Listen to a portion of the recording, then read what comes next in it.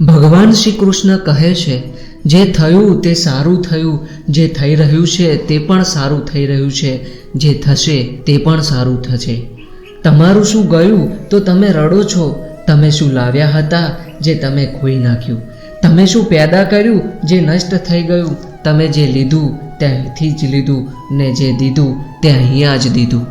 જે આજે તમારું છે, જે કાલે કોઈ બીજાનું હતું, કાલે બીજા કોઈનું થશે. શ્રી કૃષ્ણ કહે છે, લડીશ નહીં પણ તને જીતાવી શકું છું. રાહ જીવનની તને સાચી બતાવી શકું છું. જો પૂર્ણ વિશ્વાસ હોય તને તો જ મારા પર શ્રદ્ધા રાખજે. તારા જીવનના હર દુઃખને હું મિટાવી શકું છું. જ્યાં કર્મ હોય ત્યાં કૃષ્ણ હોય જ. જો સારા કામ કરો તો તમારી સાથે અને ખરાબ કામ કરો તો તમારી સામે. ભગવાન શ્રી કૃષ્ણએ ગીતામાં કહ્યું છે કે મારા પર ભરોસો રાખો, પણ એવું નથી કહ્યું કે મારા ભરોસે બેસી રહો. જેની ગતિ અને મતિ અર્જુન જેવી છે તેનો રથ આજે પણ કૃષ્ણ જ ચલાવે છે. જો નુકસાન થયું છે તો ભવિષ્યમાં લાભ પણ થશે, અને જો દગો થયો છે તો આગળ જઈને હિસાબ પણ થશે.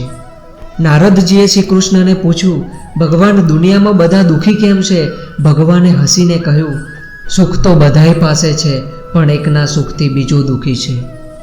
જે લોકો પોતાના મનને કાબૂ કરતા નથી તેમનું મન દુશ્મન સમાન કામ કરે છે, એટલે જ મનને નિયંત્રણમાં રાખવું જોઈએ. જે મહાભારત જીતાડી શકે એ જ રણ પણ છોડી શકે.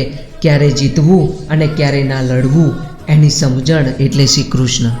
સુખ માણસના અભિમાનની પરીક્ષા લે છે અને દુઃખ માણસની ધીરજની પરીક્ષા લે છે. જય શ્રી કૃષ્ણ.